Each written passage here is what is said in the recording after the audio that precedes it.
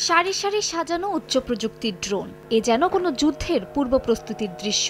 Donald Trump শপথ নেয়ার আগেই ইসরায়েল যুক্তরাষ্ট্রকে নিজেদের শক্তিমত্তা জানান দিতে সম্প্রতি সক্ষমতা প্রদর্শন শুরু করেছে ইরান। পেজেশকিয়ান প্রশাসনের দীর্ঘ 2 মাসের সামরিক মহড়ার মধ্যে এবার নিজেদের সামরিক অস্ত্রাগার আরও সজ্জিত ও ভারী করল তেহরান। স্থানীয় সময় সোমবার নতুন করে 1000 অত্যাধুনিক প্রযুক্তির ড্রোন ইরানের ভিন্ন ভিন্ন অঞ্চলে সরবরাহ করা হয়েছে। ইরানের সংবাদ সংস্থা তাসনিম জানায়, ইরানের এই ড্রোন 2000 কিলোমিটার পর্যন্ত নিখুঁতভাবে আঘাত হানতে পারে। এছাড়াও উচ্চ প্রযুক্তির এই ড্রোন গোয়েন্দা তথ্য সংগ্রহের পাশাপাশি সঠিক দিক নির্দেশনাও দিতে পারে।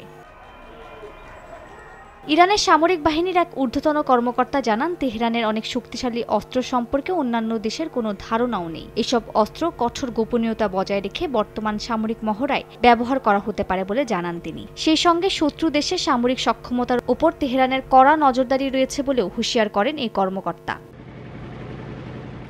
এদিকে তুরস্কের এক গণমাধ্যমের তথ্য অনুযায়ী সিরিয়ায় কুর্দি বিদ্রোহীদের ড্রোন সরবরাহ করেছে ইরান। সিরিয়ার কুর্দি বিদ্রোহী গোষ্ঠী কুর্দিস্তান ওয়ার্কার্স পার্টি বা পিকেকের সঙ্গে 1500 ড্রোন সরবরাহের চুক্তি করেছে ইরান। তুরস্কের নজরদারির কারণে ড্রোনের সরবরাহ দেরি হচ্ছে বলেও জানায় গণমাধ্যমটি।